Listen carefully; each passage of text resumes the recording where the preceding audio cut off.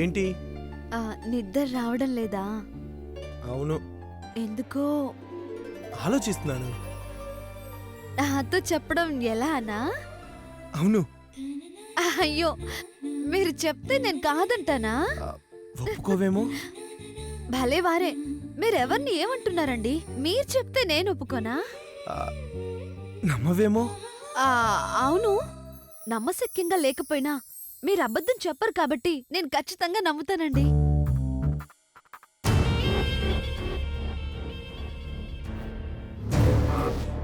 అయితే నా మీద అటాక్ చేయించింది సిద్ధుగాడే అని నువ్వు నమ్ముతున్నావా?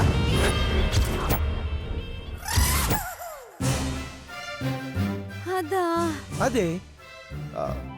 నువ్వేమనుకున్నావు? అప్పమప్పం అడగడానికి ఆలోచిస్తున్నారేమోనని ఆశపడ్డానండి. ఈ పరిస్థితిలో ఇలాంటి జోక్ అవసరమా? సర్లేండి, ఇందాకేమన్నారు? మీ మీద అటాక్ చేయించింది సిద్ధునా? మీకెందుకు అనుమానం వచ్చింది? వాడు సడన్ గా వచ్చి మనల్ని బయటికి పంపించాలనుకోవటం, కావాలనే మధ్యలో దిగిపోవటం, ఆ టైంలో అతను రాకపోతే నాకు బుల్లెట్ తగలబోవటం,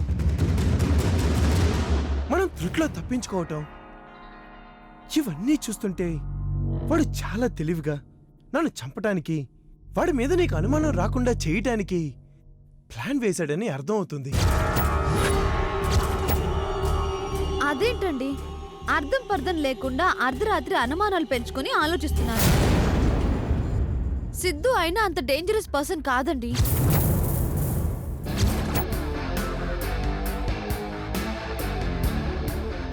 ఏదో మీకు నాకు మనస్పర్ధలున్నాయి కాబట్టి, మా నాన్న ఎలాగో నన్ను మిమ్మల్ని కలవనీయడు కాబట్టి నన్ను పెళ్లి చేసుకోవాలని ఓ రాయేసి చూశాడు. నేను విషం తాగేసరికి తను తప్పు తను తెలుసుకున్నాడు.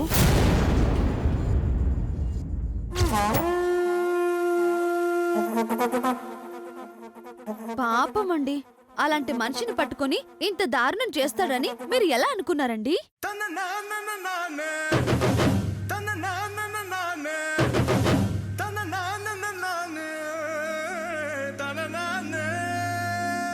నీకు వాడి మీద ఇంత సాఫ్ట్ కార్నర్ ఎప్పుడు మొదలైందే? ఈ ఇంటికి వచ్చినప్పటి నుంచి అతను నాకు ఎదురు పడటమే మానేశాడండి.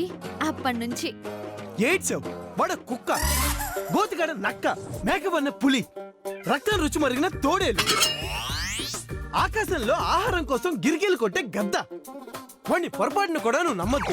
పాపం, జూలోని జంతువుల పేర్లు అన్నిటితోని కంపేర్ చేస్తున్నారేంటండి? నిజంగా మీ మీద అటాక్ చేసేవాడైతే మనం వెళ్లేటప్పుడు క్రికెట్ ఆడుతున్నాడు, తిరిగి వచ్చేటప్పుడు క్రికెట్ ఆడుతున్నాడు, పైగా 10 క్యాచులు పట్టాడని పిల్లలు కూడా అన్నారు. అంతే, మనం తిరిగి వచ్చేదాకా తను క్రికెట్ ఆడుతున్నట్టే కదా.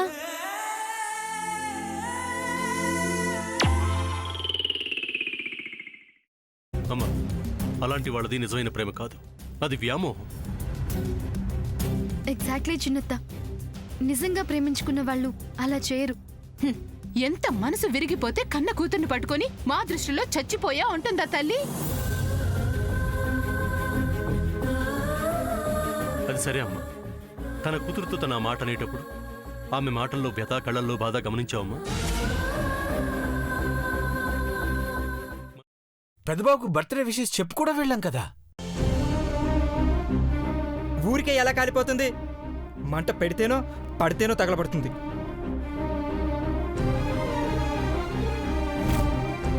కరెక్ట్ చిన్నబాబు, నీకొచ్చినట్టే నాకు డౌట్ వచ్చింది. పార్వతే షర్టును తగలబెట్టిందనుకుంటా.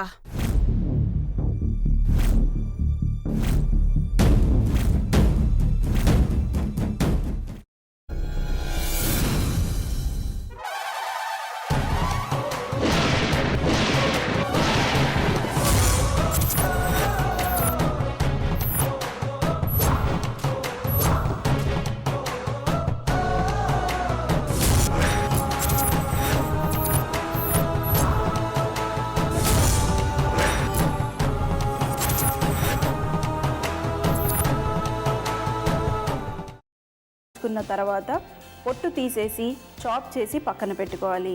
ఒక ప్యాన్లో కొద్దిగా నూనె వేడి చేసి అందులో ఆవాలు, మినప్పప్పు, శనగపప్పు, కరివేపాకు, సన్నగా తరిగి పెట్టుకున్న ఉల్లిపాయలు వేసుకుని 1 నిమిషం పాటు వేయించుకోవాలి. ఆ తర్వాత కాల్చి కట్ చేసి పెట్టుకున్న వంకాయని కూడా అందులో వేసుకుని బాగా మిక్స్ చేసి బౌల్లోకి ట్రాన్స్ఫర్ చేసుకుని అందులో తగినంత చిక్కటి పెరుగు లేదా పల్చటి పెరుగు వేసుకుని మిక్స్ చేసి అన్నంతో కానివ్వండి, చపాతీతో కానివ్వండి సర్వ్ చేసినా చాలా బాగుంటుంది.